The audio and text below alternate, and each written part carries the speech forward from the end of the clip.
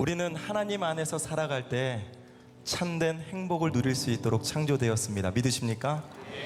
오늘도 여전히 내 삶 가운데 함께 하시고, 또 때로는 너무 지치고 고단할 때 내 인생의 모든 무거운 짐까지도 대신 들어주신 하나님, 나는 떠나도 절대 나를 떠나지 않는 나의 하나님, 그 하나님을 향하여 우리 이 믿음의 확신 가지고 한 번 더 이 찬양으로 고백하며 나아갑니다.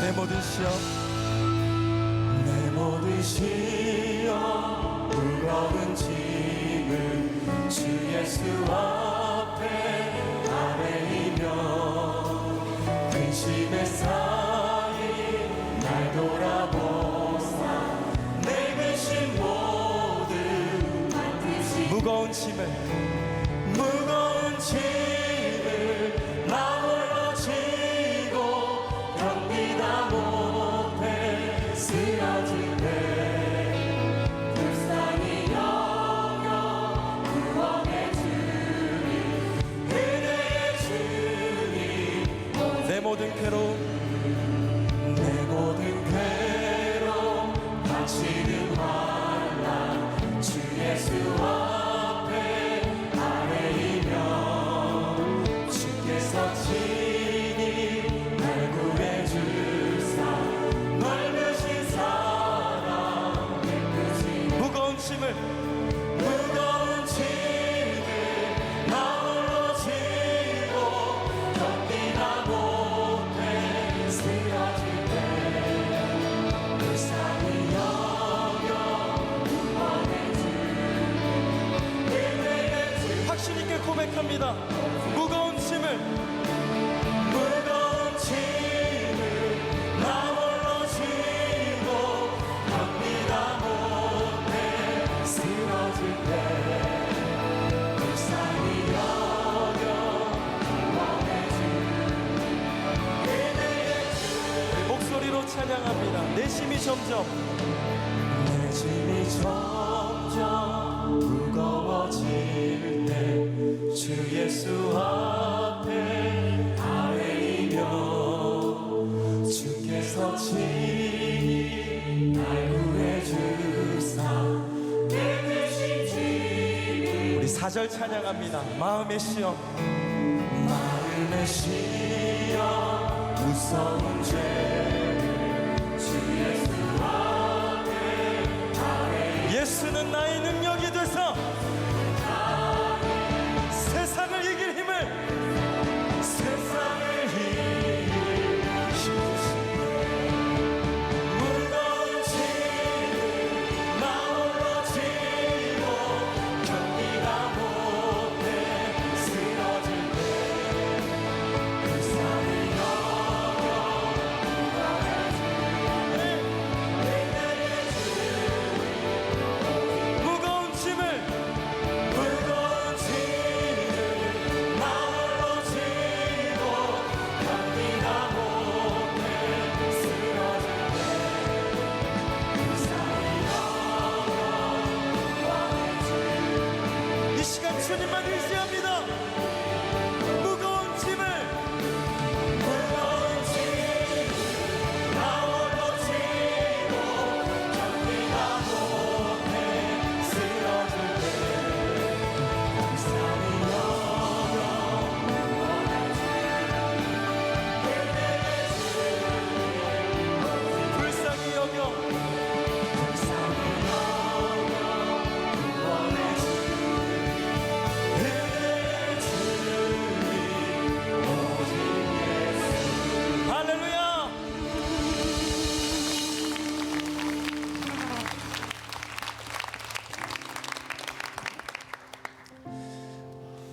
우리가 이 시간 한 번 더 주님 앞에 고백하실 때 하나님 앞에서 믿음의 결단을 함께 했으면 합니다. 우린 때로 너무 이기적이고 또 완악하고 교만하게 하나님의 뜻을 외면할 때가 참 많습니다. 그러나 하나님이 주신 은혜, 하나님이 주신 축복을 알고 있다면 우리는 더 이상 외면해서는 안 됩니다. 이 시간 함께 고백하실 때 하나님, 내가 끝까지 하나님의 뜻을 쫓아 이 믿음의 길을 걷겠습니다. 이 결단의 다짐 우리 함께 이 찬양으로 고백합니다.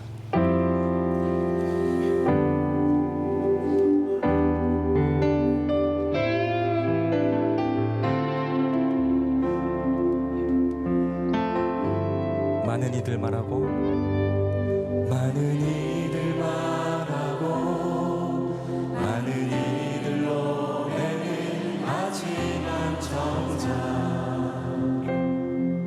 가진 않는 느낌 두려운 생각보다 많이 힘들고 험한 길보다 그저 말로만 가려기에 점점 멀어져만 가네. 내게 생명 주었던 그 길 점점 이용하려 하네. 내게 사랑 주었던 그 길 다시 복음 앞에 내 영혼 서네. 주님 만나 그때 나 다시 돌아가 주님께 예배 드리며 다시 십자가의 길 걸으리. 우리가 소리 높여 많은 이들 말하고 많은 이들 말하고 많은 이들 노래는 하지만 정작 가진 않는 길 두려운 생각보다 많이 힘들고 험한 길보단 그저 말로만 가려기에 점점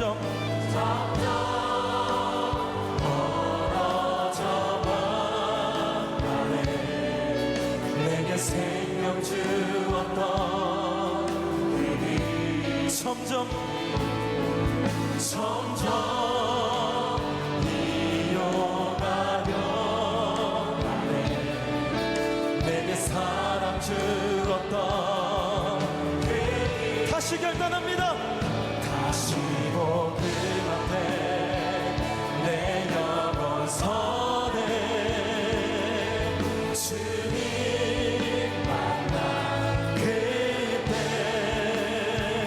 나 다시 돌아가 주님께 예배드리며 다시 십자가에 다시 복음 앞에 다시 복음 앞에 내 영혼 서네. 주님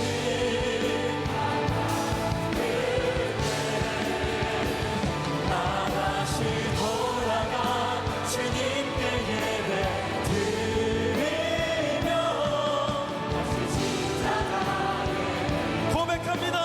다시 복음 앞에 다시 복음 앞에 내 영혼 서네. 주님 만나 그때 나 다시 돌아가 주님께 예배드리며 찬양합니다. 주께서 주신 모든 은혜 주께서 주신 모든 은혜 나는 말할 수 없네. 내 영혼 즐거이 주 나를 경비하네.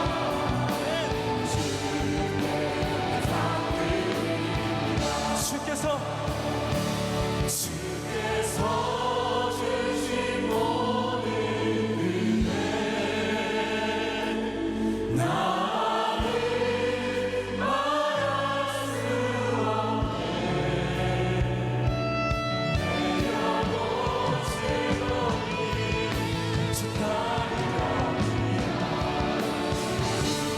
시간 믿음의 손을 들고 고백합니다. 주께서 주신 모든 은혜 나는 말할 수 없네. 내 영혼 즐거이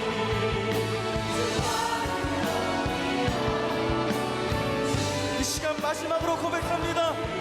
주께서 주신 모든 은혜 주께서 주신 모든 은혜 나는 말할 수 없네. 내 영혼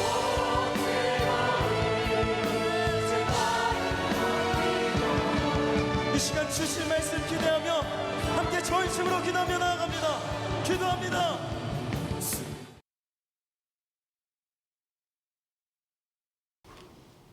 우리가 인생을 살아가면서 수많은 문제들을 만납니다.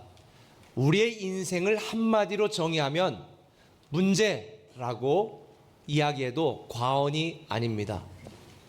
우리가 살아가면서 결혼 문제, 취업 문제, 자녀 문제, 인생 문제, 건강 문제, 거기에 우리의 신앙 문제까지 우리는 수많은 문제 속에서 살아갑니다. 믿는 자든지 믿지 않는 자든지 다 마찬가지인 것 같습니다. 그러다 보니까 사람들은 지금 당면한 문제를 해결하면 내가 행복해질 거라고 생각합니다. 애들만 대학에 들어가면, 애들만 결혼시키면, 내가 이번 수술만 잘 되면, 우리는 그렇게 기대를 하며 살지만 여러분, 그런 기대대로 한 문제가 해결되면 그 모든 인생이 평안해지나요? 결혼만 하면 될 것 같았는데 결혼의 시작은 부부싸움의 시작이 되고, 애만 낳으면 될 것 같았는데 애를 낳으니까 육아전쟁이 시작이 되고, 취업만 되면 다 될 것 같았는데 취업을 하고 보니까 아침 일찍부터 밤늦게까지 치열하게 살아가는 이 삶 가운데 얼마나 힘듭니까? 오늘 아침에도 유명한 연예인 한 애가 스스로 목숨을 끊으려고 했다, 구조됐다는 이야기를 또 뉴스를 통해 보게 되어지는데, 유명하든 유명하지 않든 잘났든 못났든 신앙이든 아니든 우리 모두는 다 크고 작은 문제 속에서 살아가게 되어 있습니다. 교회도 문제가 있습니다.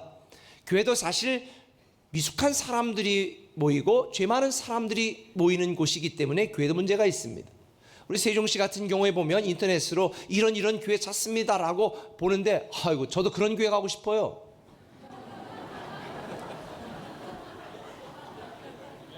여러분, 문제 없는 교회가 없습니다.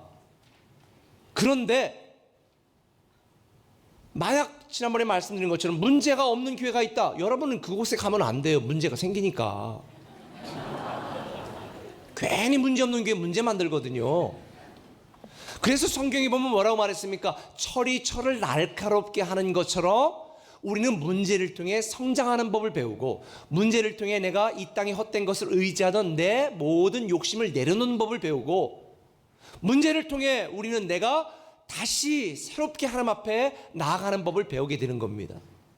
목사인 저도 사실 많은 문제들이 있었습니다. 또 문제가 있고요, 문제가 생길 겁니다. 근데 저는 교회 안에서 제가 목회를 하는 중에 문제가 생기면 저는 문제 해결하는 방식이 이렇습니다. 나는 왜 사는가? 나는 왜 목사가 되었지? 하나님이 왜 나를 꿈의 교회를 통하여 목회하시게 하지? 라고 하는 근본 질문을 던집니다.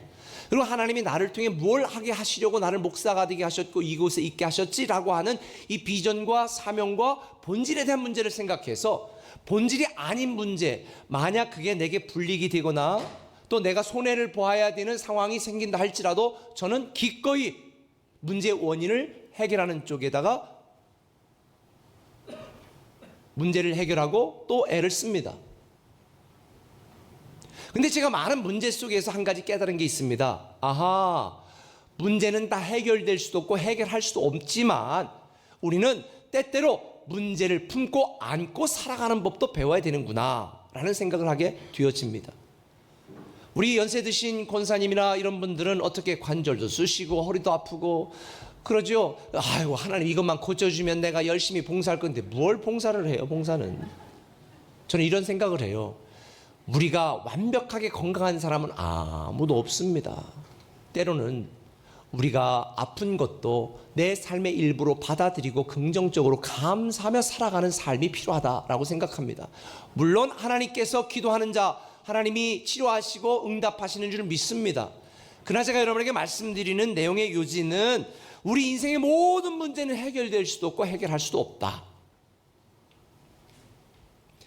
저는 여러분들의 생기는 모든 문제를 새로운 인생의 반전의 기회로 만드시기를 예수님의 이름으로 축원합니다.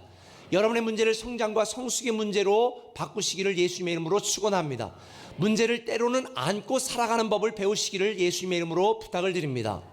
그러나 우리가 반드시 해결해야 될 문제가 있습니다.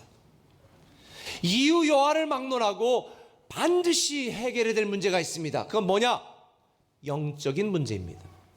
만일 우리가 우리의 영적인 문제를 해결하지 않는다면 우리도 모르는 사이에 우리가 원하지 않은 비극적이고 치명적인 삶의 결말을 맞이할 수도 있습니다. 오늘 본문에 등장하는 예레미야 선지자가 활동했던 남유다 백성들의 상황이 그러했습니다.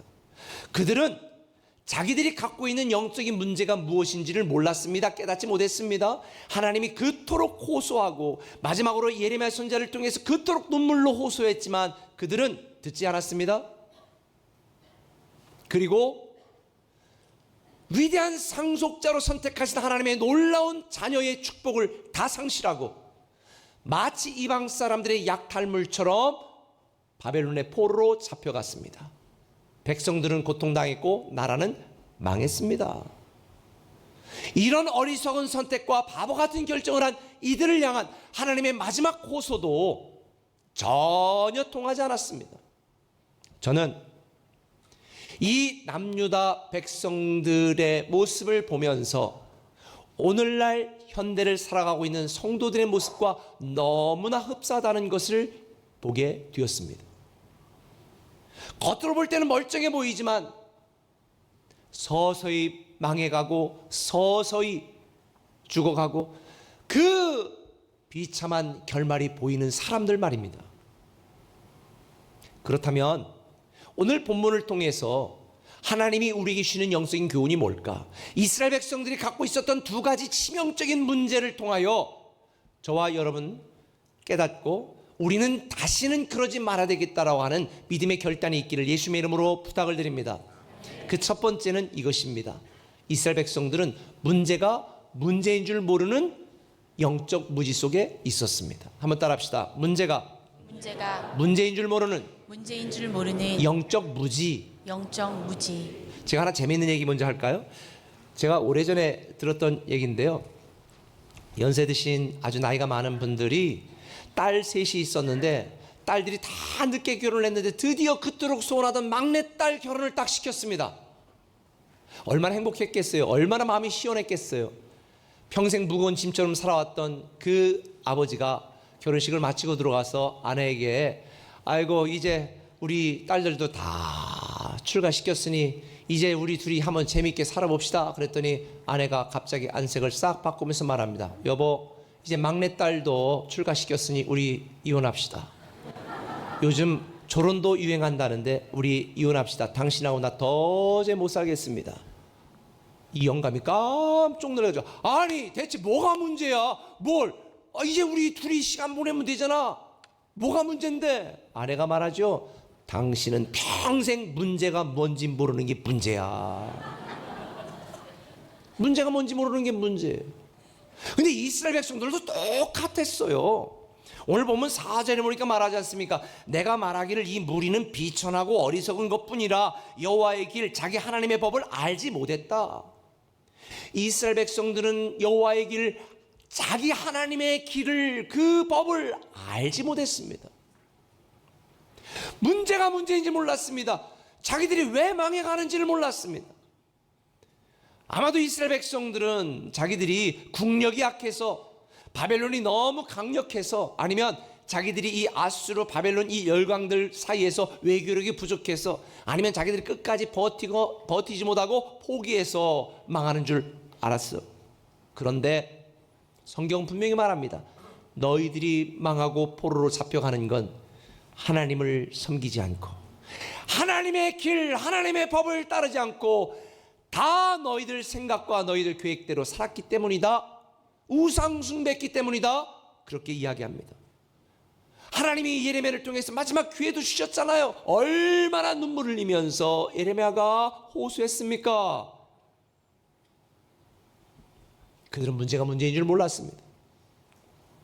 사실 이스라엘 백성들이 문제가 문제인 줄 모를 수 있는 가능성도 있다고 저는 생각을 해요. 왜냐하면 요시야 왕 때 종교개혁을 해서 이 우상숭배에 빠져 있었던, 이 므낫세 왕 때부터 시작해가지고 우상숭배에 빠져 있던 백성들이 대부분 많은 사람들이 우상을 버리고 다시 성전에 와서 하나님을 예배하기 시작했거든요. 그러니까 백성들 입장에 볼 때는, 아니 우리가 우상을 없애고 이렇게 다시 성전에 와서 예배 드리는데 뭐가 문제야?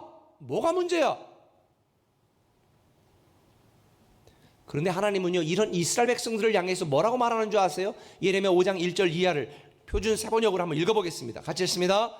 예루살렘에 사는 사람들아, 예루살렘의 모든 거리를 두루 돌아다니며 둘러보고 찾아보아라.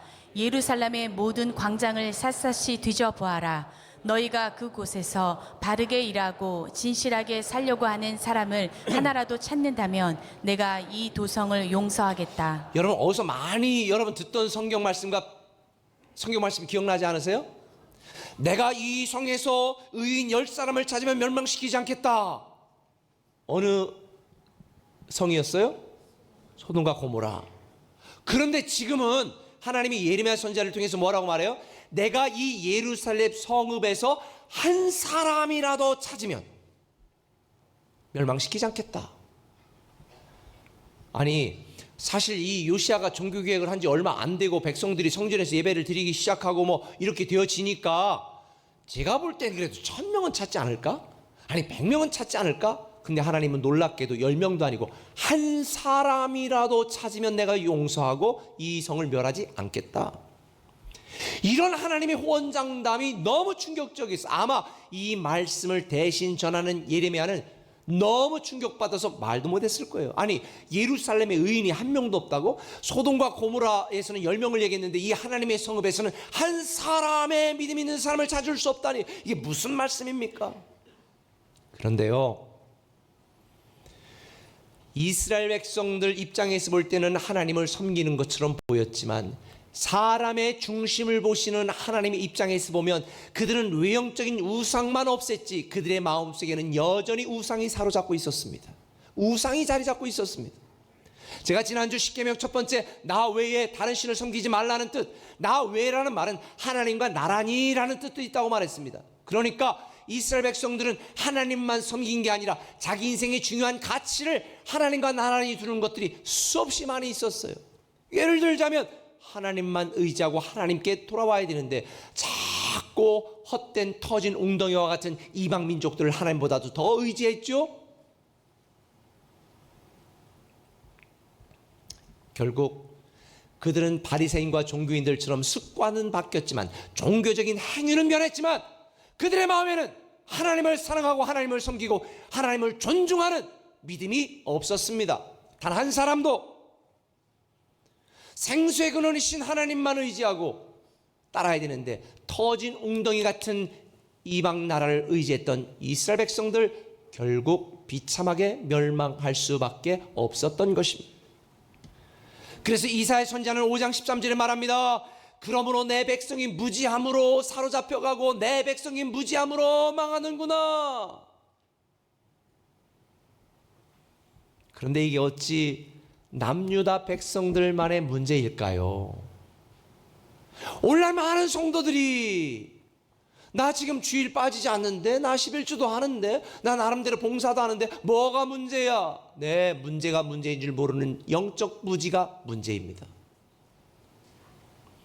무엇이 나를 위한 길인지, 우리가 누구를 따르는 것이 복된 길인지 모른 채 여전히 하나님과 동등한 하나님과 나란히 수많은 우상들 내 마음속에 있으면서도 뭐가 문제야? 그렇게 의문을 갖고 있지 않나요? 그래 주님은 말합니다.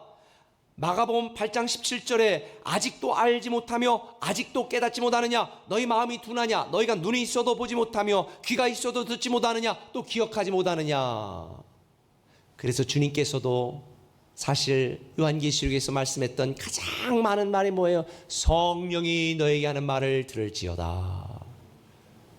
여러분들이 매 주마다 들려지는 하나님의 말씀을 나에게 주시는 말씀으로 받아들이고 수용하고 하나님의 뜻대로 살기로 애쓰면 여러분의 인생의 변화가 있겠지만, 들으면서 나하고는 해당되는 말씀이 아닌 것처럼, 나에게는 아무런 문제가 없는 것처럼 형식과 습관을 따라서만 신앙생활 한다면 그건 하나님이 원하는 삶이 아닌 것입니다. 여러분, 이번 주에 우리 한국이 소련에서 옛날에 원자로 털어가지고 그 원자로 터져가지고 그 체르노빌 지금 사람이 못 사는 곳 있잖아요. 우리 한국이 그렇게 될 뻔했다는 거 아세요? 지난주에 전남 영광에 있는 한빛 원전 1호기가 이상이 생겨가지고 그거를 수리를 하는 중에 자격도 없는 분이 가가지고 뭔가를 내리고 뭐 했는데, 이게 뭐 제어봉을 내리면 열이 갑자기 확 올라간다네요. 그러니까 5% 이상이 넘으면 이게 딱 가동을 멈춰야 되는데 막 18% 넘어가가지고 급속도로, 그럼 어떻게 돼요? 그러다가 이제 팡 터지면 체르노빌처럼 되는 건데, 그래서 긴급으로 해가지고 멈춰라 그랬는데 10시간이 지날 때까지 대체 문제가 뭐가 문제였어? 10시간 지날 때까지 뭐가 문제인지 몰랐대요. 저는 이런 생각을 했어요. 아하, 오늘날 우리 인생 속에 수많은 원자로 같은 문제가 있는데 우리는 문제가 문제인 줄 모른 채 그저 잘 넘어갔다고 아무 일이 없는 것처럼, 내 삶에 당장 내 가슴을 치는 일만 그런 일들이 없다고, 아무 문제가 없다고 우리는 그냥 지나가는 일이 얼마나 많을까. 그러나 여러분 꼭 기억하세요. 근본적인 영적 문제를 해결하거나 우리가 변화시키지 않으면 우리는 남유다 백성들처럼 될 수밖에 없어요. 그래서 시편 49편 2절을 보니까 시편 기자는 존귀하지만, 다시 말하면 위대한 하나님의 상속자지만 무지한 자는 우매한 짐승과 같다. 우리 인생이 괴롭고 답답한 건 문제가 많이 생겨서 그런 게 아니라, 내가 원하고 기대하는 대로 이루어지지 않기 때문이 아니라, 우리는 하나님의 뜻과 하나님의 계획을 알지 못하는 영적 무지 때문입니다. 그래서 성경은 깨닫는 것이 은혜라고 계속 강조하고 있는 것입니다. 저는 여러분들이 더 이상 영적 무지 속에 살지 않고 깨닫는 은혜가 임하기를 예수님의 이름으로 축원합니다. 하나님의 뜻이 무엇인지, 하나님의 계획이 무엇인지 깨달아야 됩니다. 그렇다면 대체 어떻게 내 인생 속에 나도 모르는 문제가 문제인 줄 모르는 나, 어떻게 그 문제가 문제인지를 깨달을 수가 있을까? 고린도후서 3장 15절은 그 비결을 알려줍니다. 오늘까지 모세의 글을 읽을 때에 수건이 그 마음을 덮었도다. 수건이 덮여져 있으니까 그 안에 뭐가 있는지 모르는 거예요. 지금 깨닫지 못한다는 말이에요. 16절, 그러나 언제든지 anytime, 언제든지 주께로 돌아가면 그 수건이 벗겨지리라. 깨달을 수 있는 비결은 뭐냐? 수건이 벗겨질 수 있는 비결은 뭐냐? 주께로 돌아가라는 거예요. 많은 사람들이 자기 하나님의 길로 가지 아니하고 자기 길로 갑니다. 이 말, 주께로 돌아간다는 말은 다른 전문용어로 말하면 회개한다는 것입니다. 회개가 뭘까요? 잘못을 저지르고 잘못했습니다. 그리고 반복하는 게 회개일까요? 아니에요. 하나님이 우리에게 원하시는 회개는 뭐냐? 하나님의 은혜와 사랑을 모르고 내 마음대로 자기 주장하며 살았던 미련하고 어리석은 내 삶을 포기하고 내 인생을 누구 관점에서? 하나님의 관점에서 보기 시작하는 게 진짜 회개입니다. 오늘날 많은 사람들이 자기 능력, 자기 수준, 자기 기준으로 판단하고 평가합니다. 그래서 뒷담화하는 거예요. 뒷담화하는 수준이 자기 수준이에요, 사실은. 그러나 회개라는 게 뭐냐? 내 관점, 내 생각, 내 기준에서 내 인생을 바라보고 교회를 바라보고 하나님을 바라보는 게 아니라 하나님의 관점에서 내 인생을 바라보고 하나님의 관점에서 내 사업을 바라보고 하나님의 관점에서 세상을 바라보는 것, 그게 진짜 회개입니다. 여러분들이 지금까지 내 기준, 내 생각, 내 감정, 내 평가를 가지고 신앙생활을 했다면 이제부터는 주께로 돌아가 하나님의 뜻이 무엇인지, 하나님의 계획이 무엇인지, 하나님의 기대가 무엇인지, 하나님의 자녀는 어떻게 살아야 되는지, 이 관점에서 우리의 삶을 바라보고 신앙생활 하신다면 하나님께서는 깨닫는 은혜가 저와 여러분에게 임하게 하실 줄 믿습니다. 하나님이 여러분을 얼마나 사랑하는지를 깨달아야 되고요, 하나님이 여러분에게 얼마나 큰 은혜를 베풀었는지를 깨달아야 돼요. 그래야 위대한 상속자의 축복과 특권을 누릴 수 있습니다. 할렐루야. 그런데 이스라엘 백성들이 망한 치명적인 두 번째 영적 문제가 뭔지 아세요? 문제가 문제인 줄 알고도 영적으로 무시했다는 거예요. 백성들은 문제가 문제인 줄 몰랐어. 영적 무지 속에 있었어. 그런데 예루살렘 이 이스라엘 백성들 남유다의 지도자들은 문제가 문제인 줄 알고도 의도적으로 영적으로 무시했습니다. 성경을 봅시다. 5절에 한번 같이 읽어보겠습니다. 내가 지도자들에게 가서 그들에게 말하리라. 그들은 여호와의 길 자기 하나님의 법을 안다 하였더니 그들도 일제의 멍에를 끊고 결박을 끊은지라. 백성들에게 이야기해도 이게 알아먹지를 못하니까 너무 답답한 예레미야 선지자가 지도자들에게 찾아갔습니다. 그랬더니 지도자들은 여호와의 길 자기 하나님의 법을 안다라고 말했어요. 그런데 그 뒤에 뭐예요? 일제의 멍에를 꺾고 결박을 끊었다. 이 말의 의미가 뭐냐? 멍에를 끊고 결박 끊는다는 말은 뭐냐? 내가 하나님의 길, 하나님의 말씀을 알지만 그대로 사는 것은 내게 나를 얽어매는 결박과 같고 그걸 나를 속박하고 나를 부담스럽게 하기 때문에 나 그렇게 살지 않겠다. 이 의미예요.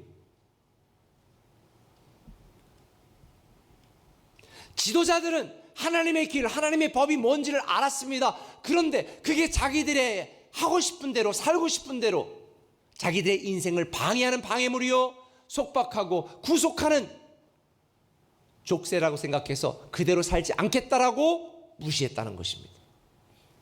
어떻게 여러분 얘기 같지 않으세요? 설교를 들으면 이게 맞는 말이지. 그런데 직장 생활 해봐요 목사님. 아이고 돈 좀 없어 봐요. 아이고 하나님 그렇게 드리고 그렇게 섬기나. 아이고 그 시간 있는 사람들 하는 거지. 못해요. 알고도 무시해. 왜? 자기에게 손해가 되니까, 자기에게 부담이 되니까. 왜 직장에서 여러분 그리스도인이라고 얘기 안 해요? 부담되니까. 회식 못 가니까. 술 마시면 집사람에 어떤 사람은 나도 교회 집사야 마셔 괜찮대. 이런 사람도 있대. 또 참, 성경이 똑같아. 자기도 지옥 가고 다른 사람 지옥 가게 만든다는 거. 술 먹어 지옥 간다는 얘기는 아니에요. 그렇다고 술 먹으라는 얘기는 아니에요 지금.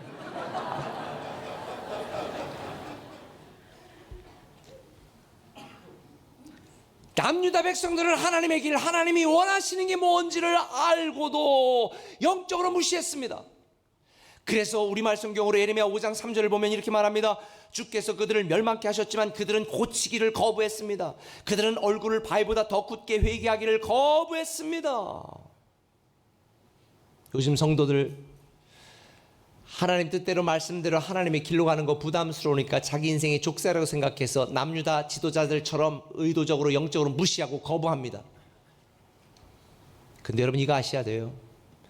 우리 모두는 불공평한 하나님의 은혜로 구원받은 하나님의 사람들이랍니다. 저와 여러분 모두는 하나님의 은혜와 사랑이 아니었다면 오늘의 나로 살아갈 수가 없었어요. 저는 혹시 여러분들에게 물어보고 싶습니다. 만약 여러분들이 내가 나름대로 신앙생활 열심히 하고 내가 나름대로 많이 헌금을 했고 내가 나름대로 섬기고 있는데 하나님 왜 나에게 이러실까라고 하나님에게 원망하고 불평하는 마음이 있는 분이 있다면 그걸 제가 오늘 단어 하나로 정해드릴게요. 영적 갑질하고 있는 거예요. 갑질이라는 단어가 사실 좋은 단어가 아니에요. 갑질이라는 단어는 자기 지위나 직이나 자기 능력을 오용하고 남용하여 살아가는 것을 갑질이라고 말하잖아요. 한국 교회가 죄송하지만 오늘날 이렇게 많은 사람이 지탄받은 결정적인 이유가 뭔지 아세요? 목사들이 영적으로 갑질해서 그래요. 거룩한 소모품처럼 하나님을 섬기라고 하나님이 세웠는데 주의 종이라고 대접받고 주의 종이라고 권위를 가지고, 죄송한 얘기지만 목사들의 영적 갑질이 한국 교회를 이렇게 만들었어요. 그러면 교회가 왜 부흥하지 못하고 성장하지 못하고 왜 이렇게 세상 사람 욕을 먹는가? 성도들이 영적으로 갑질해서 그래요. 무슨 의미냐? 우리는 하나님의 은혜로 구원을 받고 하나님의 사랑 때문에 여기까지 왔어. 저와 여러분들 중에 그 누구도 하나님 앞에 나의 권리를 주장할 사람이 없어요. 그런 자격이 없어. 근데 교회 리더들은, 다른 교회 어떤 분들이 그래. 우리 아무개 장로 때문에, 아무개 뭐 집사 때문에 못 하겠어요. 왜? 헌금 많이 했거든, 헌신 많이 했거든. 그러니까 주인 행세를 하는 거예요. 목사님 그러시면 안 되죠. 자기가 신학을 했어? 그러니까 힘들어지는 거. 이게 다 영적인 갑질입니다. 저는 우리 꿈의 교회 너무 제가 한 가지 감사한 게 있습니다. 지금 교회를 5번 개척하고 건축하고 하는 중에 누구 자기 권리를 주장할 만큼 크게 헌신한 분이 없어. 제가 제일 많이 했어. 지분으로 따지면 0.1% 이상 지분 가진 분이 없어. 다 개미 군단이 모여서 했지 뭐 혼자 한 사람이 막 5억 10억 이렇게 한 분이 없어. 그래서 저는 너무 감사해요. 여러분, 우리가 신앙생활 하면서 많은 분들이 영적으로 갑질한다는 걸 몰라. 제가 늘 저 자신에게 말하는 누가복음 17장 9절 10절 내 인생의 목표로 삼고 내 마지막까지 그 말씀대로 살겠습니다라고 고백하는 게 그거잖아요. 종에게 명하였다고 살아야겠느냐? 나는 무익한 종이란 마땅히 하려 한 것뿐입니다. 하나님이 지금 나의 모든 것을 다 빼앗아가고 심지어 오늘 내 목숨을 가져간다 할지라도 주님 여기까지 최선을 다하였습니다. 하나님이 부르시니 가겠습니다. 이런 자세로 살아야 되는데, 내가 얼마나 헌금을 했는데 하나님, 내가 얼마나 오랫동안 내가 성가대를 했는데, 내가 얼마나 오랫동안 내가 사역자로 일했는데, 내가 얼마나 내가 건축할 때 눈물로 기댔는데, 내 공로, 내 의, 내 자존심, 내 영광을 주장하면 갑질입니다. 그래서 성경은 범사에 감사하라는 거예요. 항상 감사하라는 거예요. 범사에 감사하라는 거예요. 왜? 우리는 하나님의 은혜 아니면, 하나님의 사랑 아니면 오늘의 내가 될 수 없으니까. 명문대 나와서 여러분 직장 취직한 줄 아세요? 여러분이 잘생겨서 결혼한 줄 아세요? 하나님의 은혜입니다. 내가 얼마나 배웠고, 얼마나 드렸고, 얼마나 헌신했고, 얼마나 오래 교회 다녔고 아무 의미 없어요. 우리는 다 하나님의 은혜와 사랑으로 살아가는 자. 저는 우리 꿈에게 성도들 중에는 영적 갑질하는 자가 한 명도 없기를 예수님으로 축원합니다. 우리는 늘 하나님 앞에 겸손히 순종하고 겸손히 주님을 따라야 될 그 영적 의무밖에 없는 거예요. 결국 누가복음 12장 47절에 이렇게 말합니다.